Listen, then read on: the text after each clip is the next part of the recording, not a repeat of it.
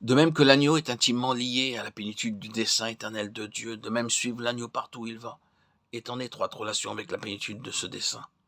En fait, celui-ci consiste non seulement à introduire dans le ciel ceux qui le suivent de cette façon, mais aussi à leur assurer cette position privilégiée qui correspond à la pensée éternelle de Dieu dans son expression la plus complète.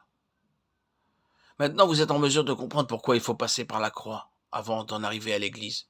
L'Église ne pourra jamais se construire sans la croix. L'Église est le lieu où les conseils éternels de Dieu doivent se manifester. Cette Église est fondée sur la croix. Tout se résume à la question suivante. Voulons-nous suivre l'agneau partout où il va? En d'autres termes, allons-nous accepter la croix avec tout ce qu'elle entraîne? Elle, dont le but est de renverser tout ce qui est contraire au dessein de Dieu et de bouleverser tout ce qui en nous s'oppose à ses pensées. Or, ce bouleversement se traduit de manière éminemment pratique. Il a un côté pratique très développé, au point que chaque fibre de notre être s'y oppose. Le Seigneur nous dit, à vous et à moi, que sous l'effet de l'opposition, des afflictions et des souffrances que les autres amassent sur nos têtes, nous devons rester dans une attitude de parfaite douceur, sans regimber ni réagir dans l'ardeur de notre tempérament, de nos sentiments froissés, de notre orgueil blessé. Il nous faut toutefois accepter cette situation, nous résigner avec douceur et remettre le tout entre les mains du Seigneur en consentant à souffrir, en prenant la croix qui nous est destinée à porter. Consentir à souffrir, nous ne sommes pas faits ainsi, il nous faut être transformés pour pouvoir agir de la sorte et y consentir. Lorsque l'Esprit de Jésus-Christ, l'agneau de Dieu, a réellement le dessus dans notre cœur et y remporte une victoire, lorsque l'agneau triomphe au-dedans de nous, alors le terrain est prêt pour que Dieu puisse exercer sa puissance illimitée dans cette situation, à son heure et à sa façon. Il se pourrait fort bien que ces mêmes gens reviennent vous dire, écoutez, si tu avais eu du ressentiment ou si tu avais mal réagi, je n'aurais pas eu une haute opinion de ta vie chrétienne. Mais à cause de ton attitude, j'ai passé depuis lors de mauvais moments. Tu as marqué un point. Combien de gens sont gagnés par ce moyen? Oui, l'agneau est victorieux.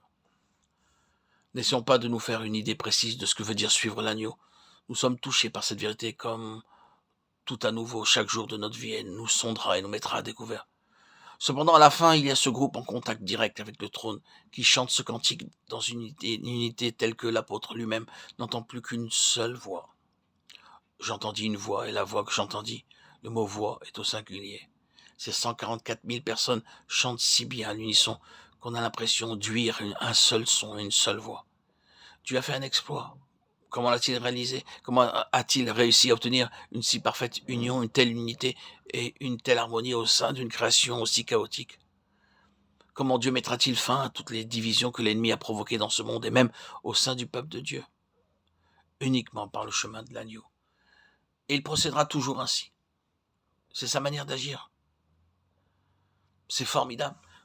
Vous pouvez essayer de mettre en œuvre tous les moyens possibles conçus par la pensée humaine pour réaliser une unité parfaite entre deux personnes.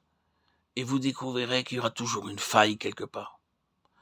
Ceci est impossible. Vous pensez avoir joliment raccommodé une affaire, mais d'une manière ou d'une autre, la cassure se reproduira. Vous ne pourrez jamais vous y fier. Mais lorsqu'un groupe important d'individus est perçu comme une seule voix, identifié comme une seule personne, c'est que quelque chose s'est passé. Cette unité a anéanti l'œuvre du diable. Elle a détruit ses œuvres. Comment cela peut-il se faire? L'agneau, le chemin de l'agneau. Veuille le Seigneur faire de nous des disciples de l'agneau.